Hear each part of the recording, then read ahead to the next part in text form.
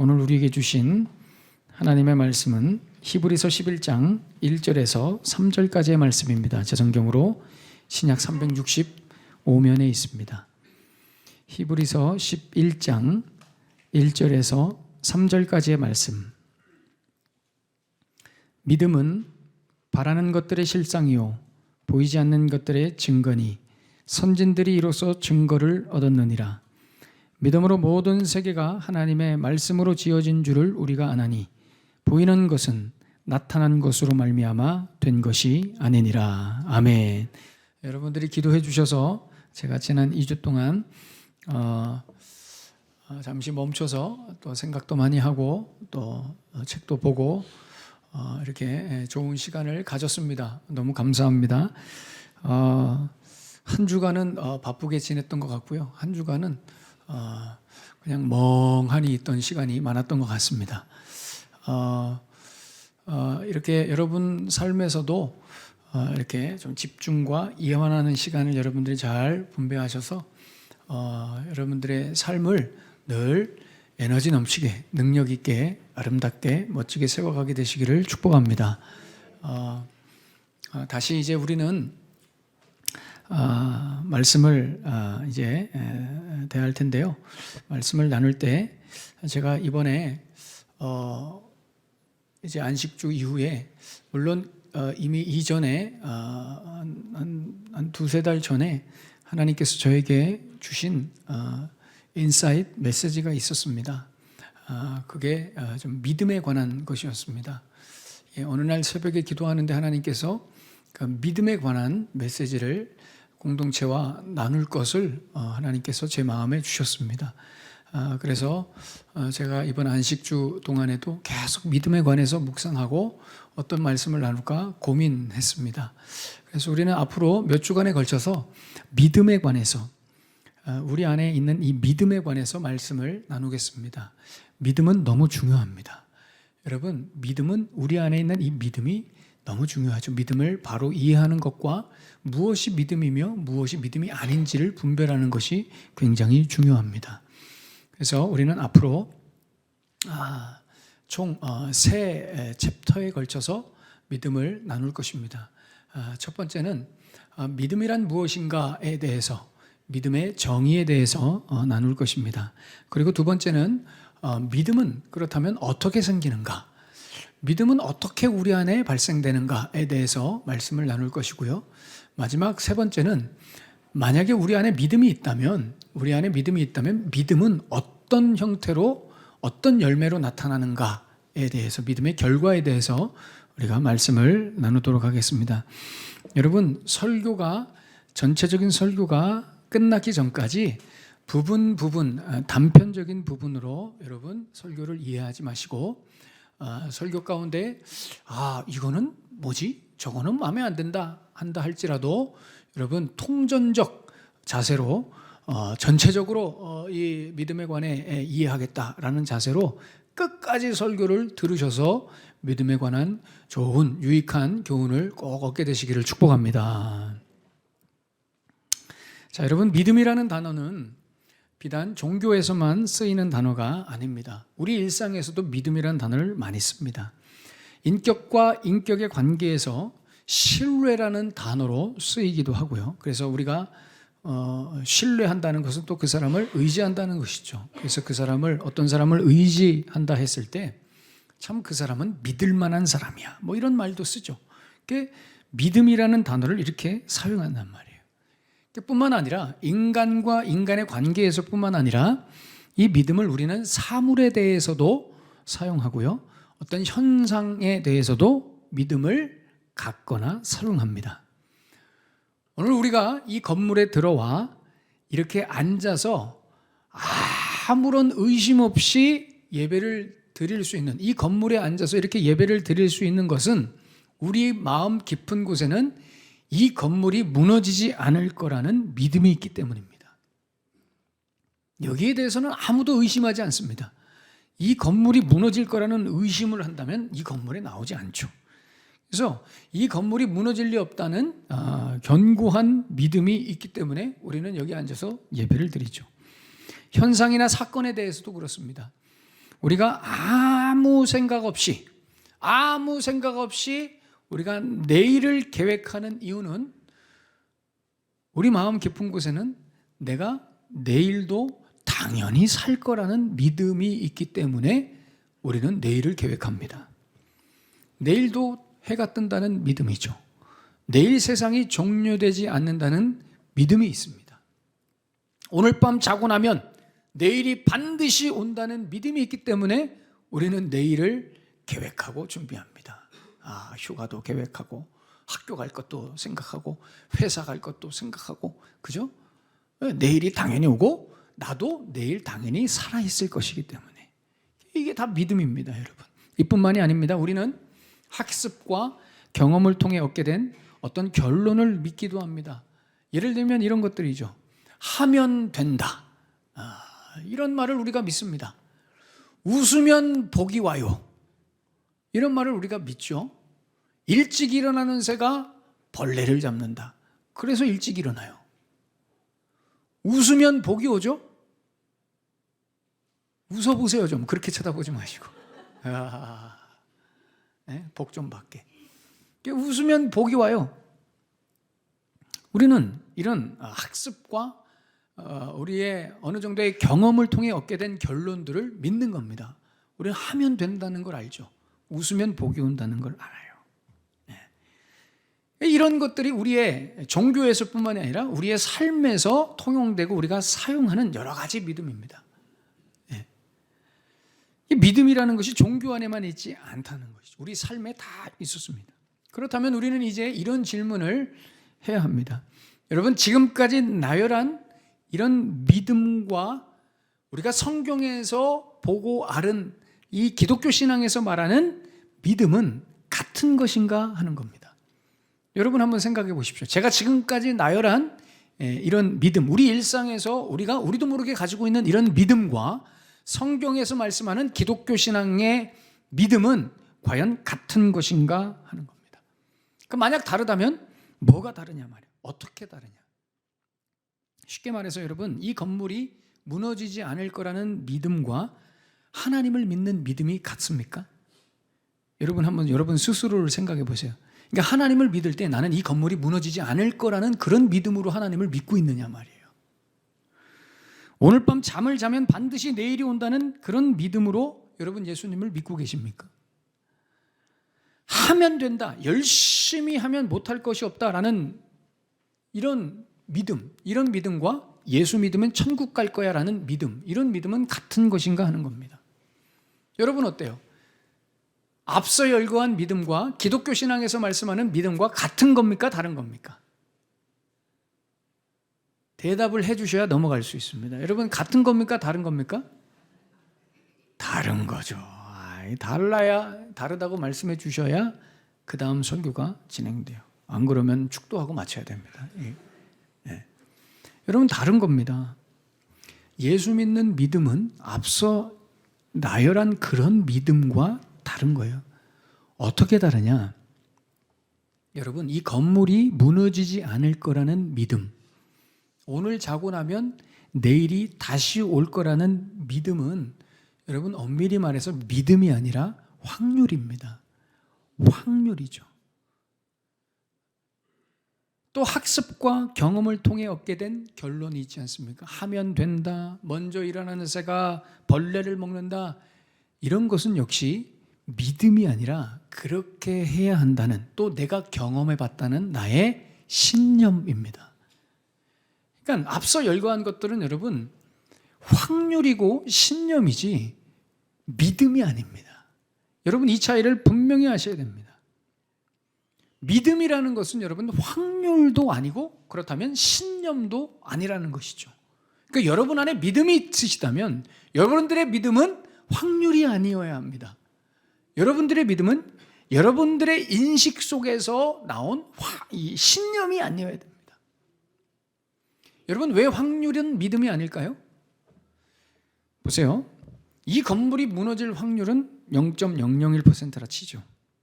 한마디로 무너질 일이 없다는 겁니다. 우리는 이 확률을 우리 자신도 모르게 믿음으로 받아들인 겁니다. 그러나 이게 믿음이 아닌 이유는 만약에 무너질 확률이 점점 높아지면, 가령 이 건물이 500년이 지나고 1000년이 지나요. 오래돼요. 그러면 무너질 확률이 높아지죠. 그러면 어떻게 돼요? 믿음이 떨어지겠죠. 여러분, 이렇게 되는 믿음은, 이건 믿음이 아닌 겁니다. 확률에 의한 인식인 것이죠. 판단이고 계산인 것입니다. 내일도 마찬가지예요. 내일이 온다라는 확신은 오늘 내가 건강하다라는 전제에 있습니다. 그죠? 내가 지금 건강하니까 내일 죽을 확률이 떨어지는 겁니다. 그잖아요. 내가 만약에 심각한 질병에 걸렸어요. 오늘 내일 해요? 내일을 맞을 수 있을까요? 자신 없습니다. 그럼 어떻게 해요? 믿음이 깨지죠. 그래서 여러분, 확률은 믿음이 아닌 겁니다. 절대적으로 확률은 믿음이 아니에요. 오히려 믿음이라는 것은 확률과 반대됩니다. 어떻게 반대되느냐? 아무리 500년 되고 1000년 되어서 들어올 때마다 막 건물이 흔들리고 땅의 진동이 느껴져요. 이야, 이거 무너지게 생겼는데, 이런 상황 속에서도 아니야, 이 건물은 절대 무너지지 않을 거야. 여러분, 이게 믿음이죠. 무너질 것 같지만 무너지지 않을 거야. 여러분, 이게 믿음입니다. 그러니까 확률과 믿음은 반대되는 것이죠. 내가 치명적인 질병에 걸려 있지만, 그래서 내일을 맞을 수 있을까? 고민되지만, 아니야, 나는 내일을 맞을 수 있어. 나는 내일도 살아갈 수 있어. 여러분, 이게 믿음이죠.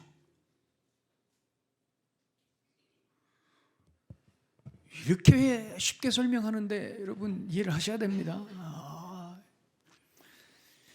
신념도 마찬가지입니다. 여러분, 신념이라는 것은 자기 주관적 판단입니다. 여러분, 믿음을 신념과 혼동하지 마십시오. 신념이라는 것은 자기 주관적 판단이에요. 그 주관적 판단은 내가 살아오면서 경험하고 학습한 것을 토대로 해서 만들어지는 겁니다. 우리는 누군가에게서 이런 말들을 배웠어요. 아까 말씀드린 대로 하면 된다, 이런 말들을 배웠죠. 그래서 자기 삶에서 그걸 또 해봤어요. 어느 정도 해보니까 그게 되더란 말이죠. 그래서 그게 자기 안에 신념으로 자리 잡은 거예요. 근데 그게 믿음인 줄 아는 거예요. 예수님을 이렇게 믿는 사람들이 있어요. 자기 신념으로 믿는 거예요. 자기 신념. 해보니까 이랬다. 야, 기도 5시간 해봐, 응답받아. 여러분, 이건 신념입니다. 자기가 해보고 나서 그렇게 5시간 하면 응답 다 받을까요? 너무 격하게 고개를 절지 마세요. 여러분, 그럴 수도 있습니다. 여러분, 믿음을 가지셔야 됩니다. 믿음을 가지셔야지. 어떻게 5시간 하면 웬만해서 응답 받아야죠. 뭘 너무 아니요, 이렇게까지는 여러분, 신념과 믿음을 혼동하시면 안 돼요.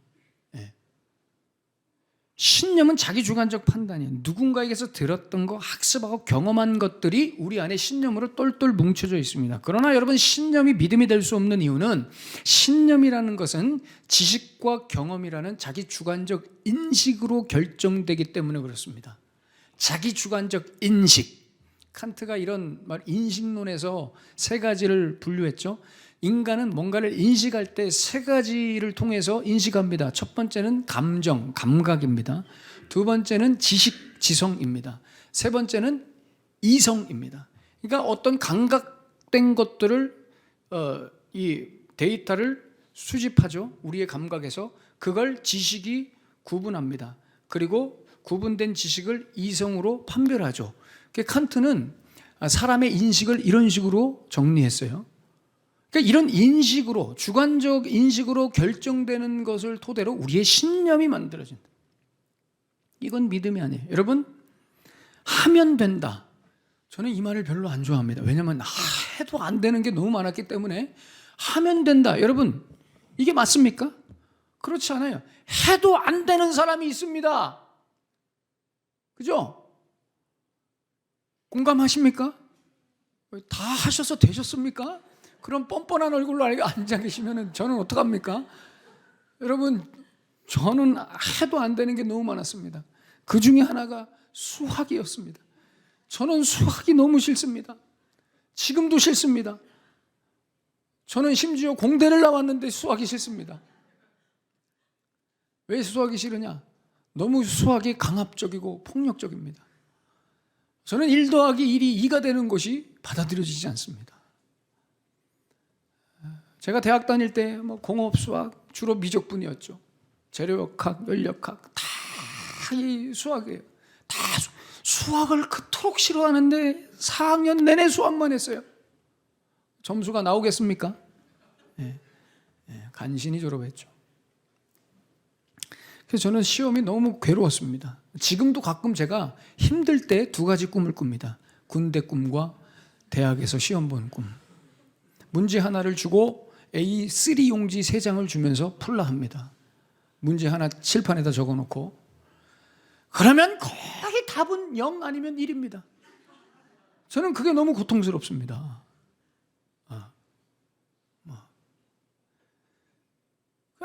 해도 안 되는 게 있단 말이에요. 해도 안 되는 게 있어요, 여러분. 일찍 일어나는 새가 벌레를 먹는다. 여러분, 정말 일찍 일어나는 새가 벌레를 먹을까요?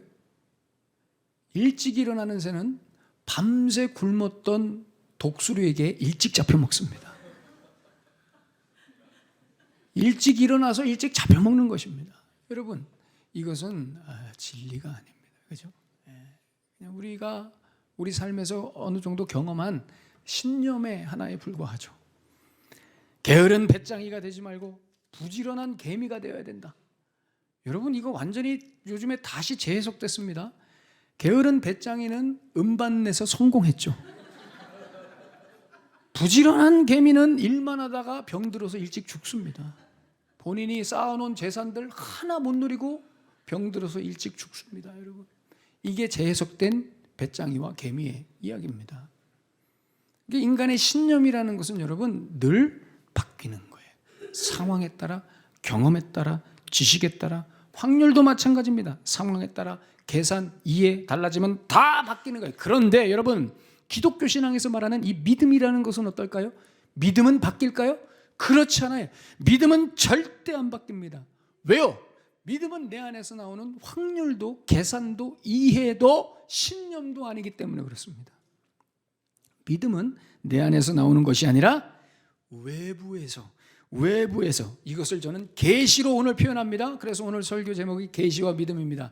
외부에서 오는 계시로 인해 주어지는 것이기 때문에 기독교 신앙의 믿음은 절대 바뀌지 않습니다. 다른 말로 해서 계시라는 것이 한 인간에게 주어졌기 때문에 믿음이라는 것이 발생되는 겁니다. 계시는 뭐예요? 여러분, 계시가 뭘까요? 계시라는 것은 하나님이 드러내시려는 그 무엇입니다. 계시라는 것은 하나님으로부터 오는 그 무엇입니다. 그래서 하나님 자체시요 하나님께서 그토록 드러내시려 했던 것은 예수님이셨기 때문에 계시의 궁극은 예수 그리스도입니다. 우리는 통상 이 계시를 그냥 하나님이라고 이해해 봅시다. 믿음이라는 것은 하나님이라는 계시가 나에게 들어올 때 그 계시에 반응해야 되기 때문에 내 안에 믿음이 생기는 것입니다. 그러니 계시가 없으면 믿음은 없습니다. 하나님이 내 안에 들어오시지 않으면, 주어지지 않으면 믿음이라는 것은 필요가 없습니다. 생기지도 않습니다. 이걸 쉽게 표현하면 무슨 말인지 알아요? 하나님 못 만나면 믿음이 안 생긴다는 얘기예요. 이걸 이렇게 어렵게 표현하는 거예요. 제가 설교를 쉽게 해야 되겠다고 지난 2주 동안 얼마나 다짐을 했는지 모릅니다. 또 하나는 소리 지르지 말아야 되겠다. 그런데 바로 깨져버렸습니다. 이게 여러분, 믿음이라는 것은 계시에 관한 것입니다. 계시. 그래서 믿음이라는 것은 계시를 주시는 대상에 관한 것이지 내 개인의 인식과 경험에서 나온 신념이나 계산이 아니라는 거예요. 요한복음 11장에 보시면 마리아와 마르다의 오라비인 나사로가 죽습니다. 여러분, 이 소식을 듣고 예수님께서 오시죠. 마르다가 슬픔과 원망으로 이렇게 말합니다. 21절에 마르다가 예수께 여짜오되 주께서 여기 계셨더라면 내 오라버니가 죽지 아니하셨겠나이다. 막 원망하면서 예수님께 말해요. 23절에 예수님께서 이렇게 말씀하십니다. 예수께서 이르시되 네 오라비가 다시 살아나리라. 여러분 보세요. 네 오라비가 다시 살아나리라. 이 장면에서 우리는 뭘 캐치해야 됩니까? 계시가 와서 계시가 지금 계시됨을 드러내고 있는 겁니다.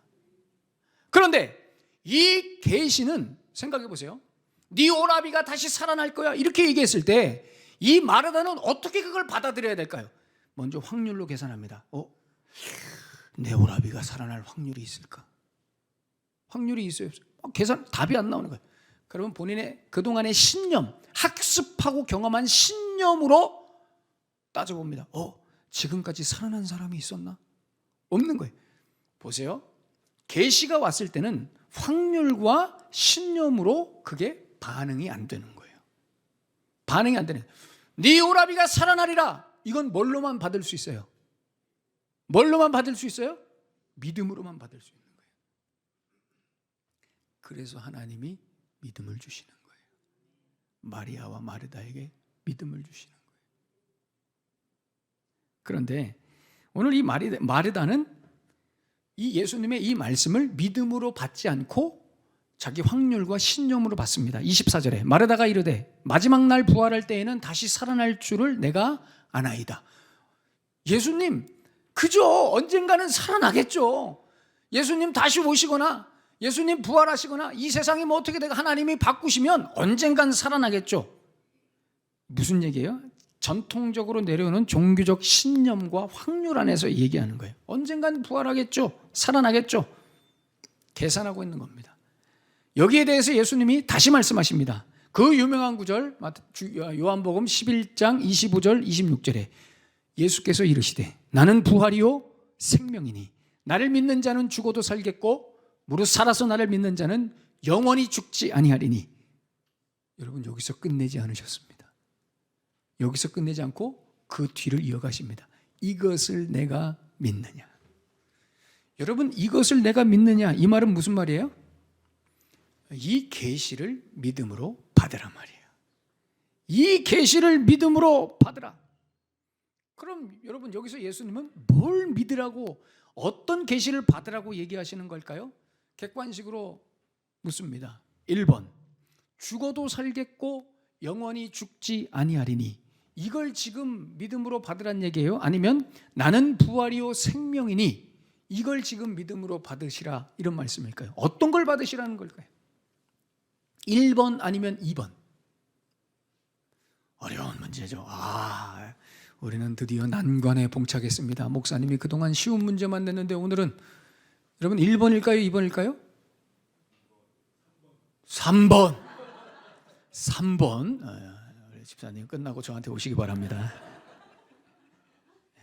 기도해 드리겠습니다.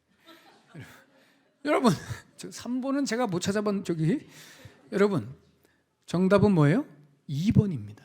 예수님이 지금 마르다와 마리아에게 믿음으로 받으라 하신 내용은 죽어도 살겠고 영원히 죽지 아니하리니 이게 아니라 나라는 계시예요.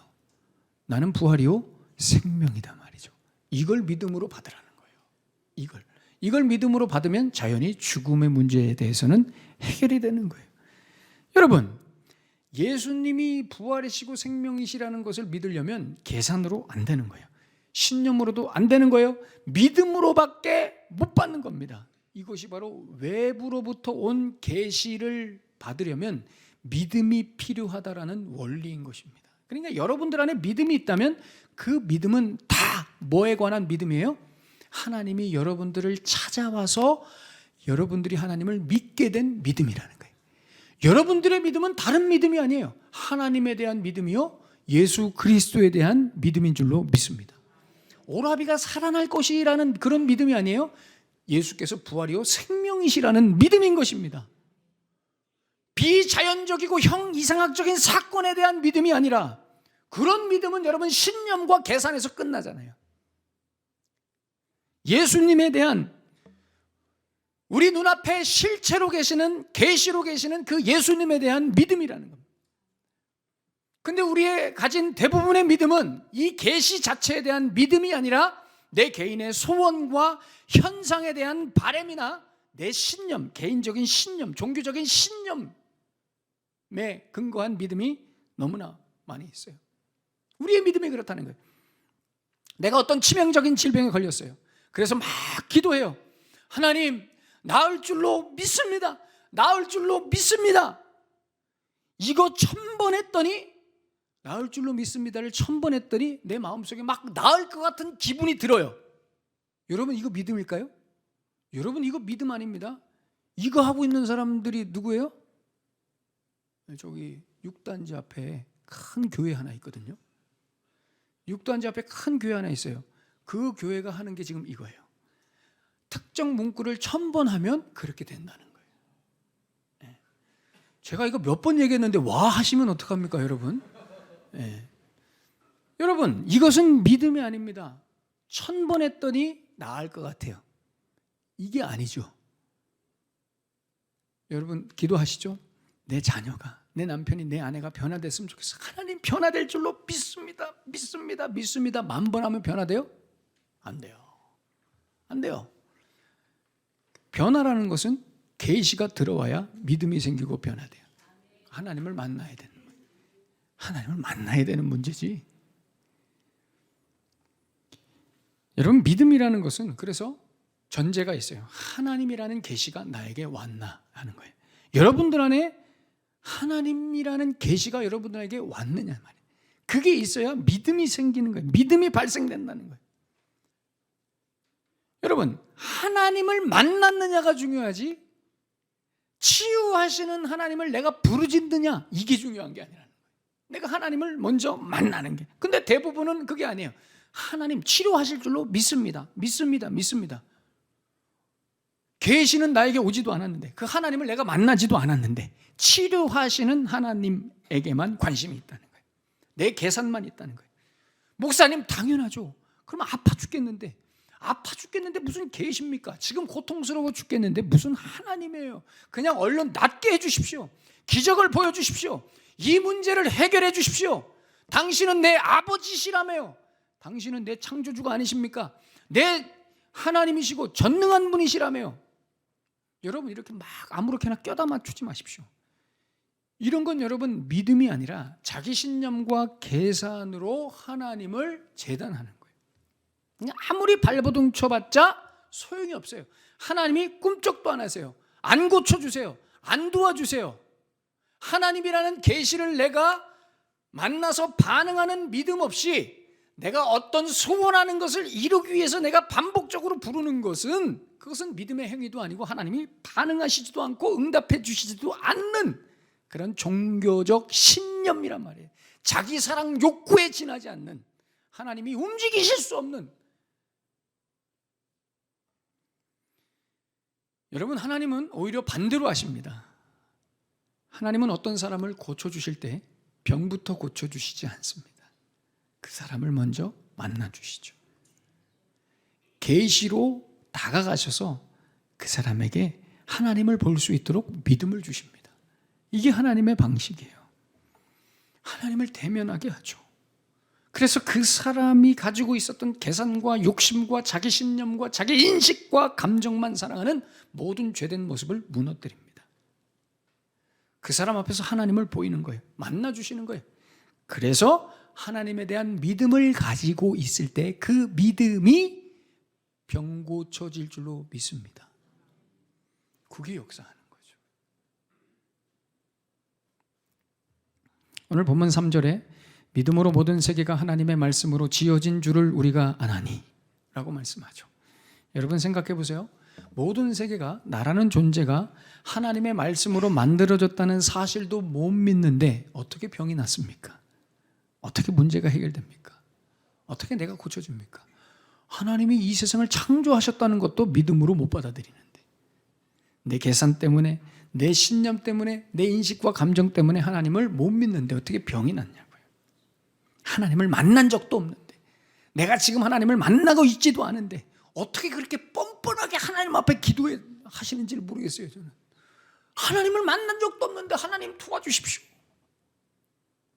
하나님은 자기 백성들의 기도를 들으시죠. 내 자녀의 기도를. 하나님은 나의 아버지시잖아요. 나를 사랑하시잖아요. 제가 묻고 싶은 거예요. 여러분 진짜 하나님이 여러분들의 아버지십니까? 여러분들이 진짜 그 사랑을 경험해 보셨습니까? 그 아버지로 다가오시는 그 계시를, 그 사랑으로 다가오시는 그 계시를 여러분들이 경험하셨냐고요. 여러분 계시가 없으면 믿음도 없습니다. 사랑하는 여러분, 먼저 하나님을 믿으십시오. 예수 안에서 여러분들이 죽어야 됩니다.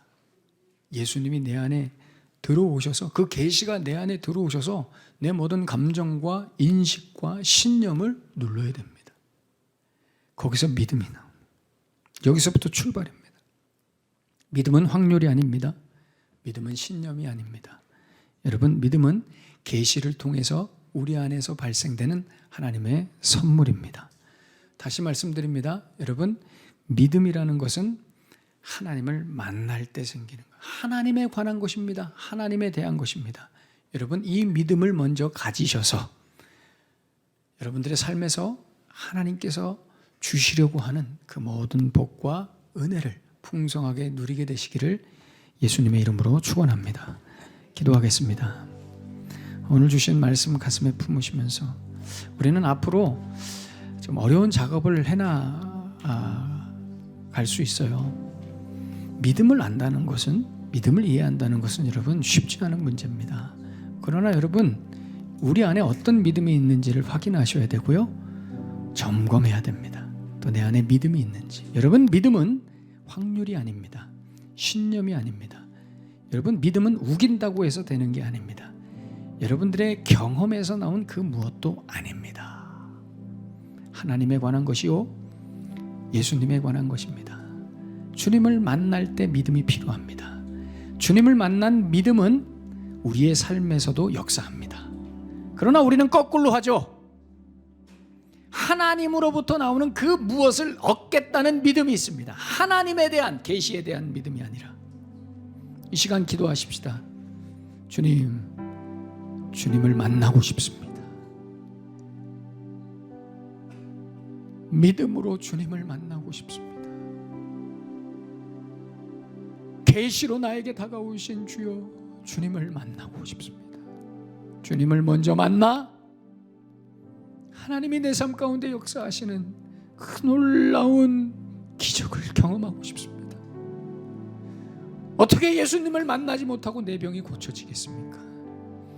어떻게 예수님을 만나지 못하고 내 삶의 문제가 해결되겠습니까? 주님, 믿음으로 먼저 주님을 보고 싶습니다. 나를 긍휼히 여겨 주시옵소서. 오늘 주신 말씀 가슴에 품으시면서 우리 뜨겁게 기도하겠습니다. 하나님 아버지, 주님,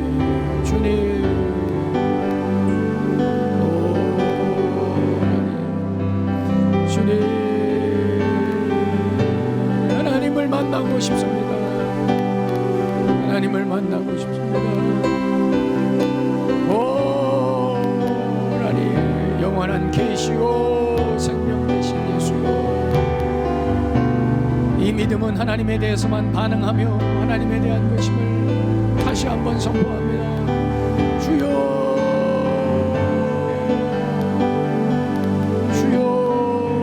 나를 긍휼히 여겨주시고 불쌍히 여겨주시옵소서. 하나님, 믿음으로 변화되게 하여 주시옵소서. 내 신념과 내 계산과 내 하나님 성격과 모든 믿음에 반대되는 것들을 예수님의 이름으로 몰아내게 하시고, 오직 하나님이 내게 허락하신 그 믿음을 쫓아 하나님 앞에 반응하며 내 자신을 기경하며 변화된 삶으로 주님 앞에 나아가는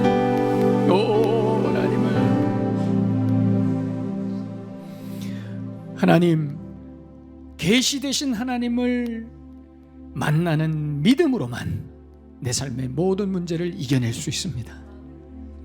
주님을 만나야 변화되고 내 삶이 기경됩니다. 바뀌어집니다. 하나님, 신념을 믿음으로 착각하고 있지 않았습니까? 확률을, 내 계산을, 내 이해를, 내 인식을 믿음으로 착각하고 있지 않았습니까? 주님, 나를 긍휼히 여겨주시어서 믿음 허락하여 주시옵소서. 주님께서 주신 믿음으로 하나님을 보며 주님의 음성을 들으며 주님과 함께 우리 삶의 모든 문제를 넉넉히 이겨내게 하여 주시옵소서. 예수님의 이름으로 축복하며 기도하옵나이다. 아멘.